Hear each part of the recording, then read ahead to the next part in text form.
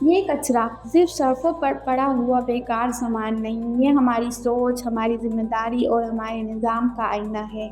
ہر روز ہم کچرا پیدا کرتے ہیں، گھر سے، اسکول سے، مارکیٹ سے، پلاسٹک، کھانے کے ویسٹ، کاغذ، لیکن زیادہ تر لوگ یہیں رک جاتے ہیں۔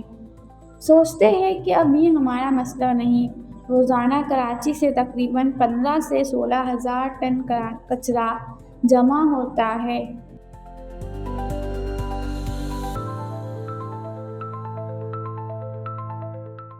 سندھ گورنمنٹ نے 2014 کا ایکٹ پاس کیا، جس کا مقصد ہی یہ تھا کہ جو conventional system of waste management تھا اس کو ٹرانسفارم کرنا تھا ماڈرن ویسٹ مینجمنٹ سسٹم میں یا اسٹریٹجی میں۔ 2022 میں ہم کراچی کا 70% علاقہ جو کہ پروونشل گورنمنٹ کے ورک اسکوپ میں آتا تھا ہم نے ٹیک اوور کیا، اور اس طرح سے کافی حد تک ہم ماڈرن ویسٹ مینجمنٹ اسٹریٹجی کے تحت ہم پروسیڈ کر رہے ہیں۔ جیسے کہ آپ کے بل میں ہوگا 30% علاقہ جو ہے 30 to 35 وہ سلمس کارٹر کچی آبادی بیسڈ ہے، تو وہاں پر ڈور اسٹیپ اسٹریٹجی کے تحت یہ کلیکشن ہو رہی ہوتی ہے۔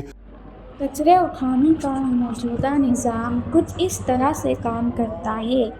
گھروں سے جمع دار کچرا اٹھا کر اسے کمیونٹی ڈسٹ بن یعنی کچرا کنڈی تک پہنچاتے ہیں۔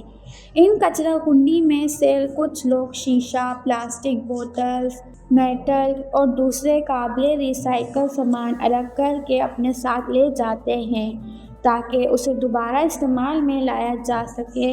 جو کچرا باقی رہ جاتا ہے اسے صرف سالڈ ویسٹ مینجمنٹ کی گاڑیوں میں بھر کر لینڈ فل سائٹ تک لے جایا جاتا ہے۔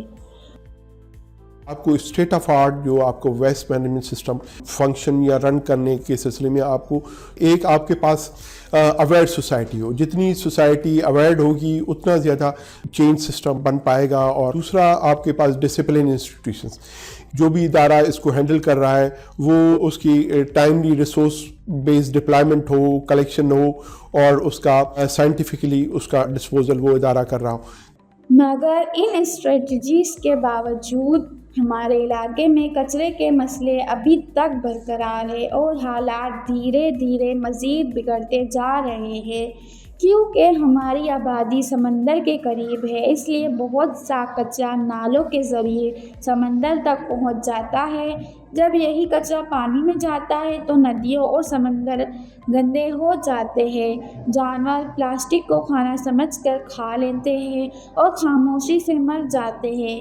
یہی نقصان اکثر ہمیں نظر ہی نہیں آتا۔ بہت سارا کوڑا دیاری ندی کے ساتھ ساتھ جگہیں ہیں جہاں بچے اس کو الگ الگ کرتے ہیں، تو یہ کوڑے کے تمہارے 3 حصے بنتے ہیں۔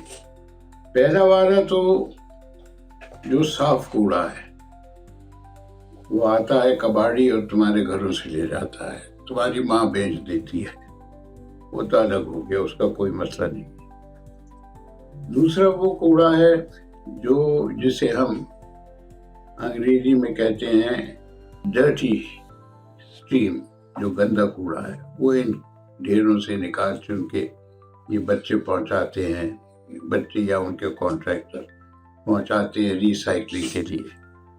اور تیسرا وہ ہے جو اس قابل بھی نہیں ہوتا کہ ری سائیکل ہو، اس کا مسئلہ ہے اصل، اس کا کیا کریں گے؟ ایک تو یہی ہے آپ کمپوسٹ بنا دیں گڈھے کھود کے، اب اس کے لیے زمین اتنی چاہیے، وہ کہاں سے آئے گی؟ یہاں تو ویسے ہی زمین نہیں ملتی کب کسی کو دفن کرنے کے لیے، یہ تو چھوڑیں آپ۔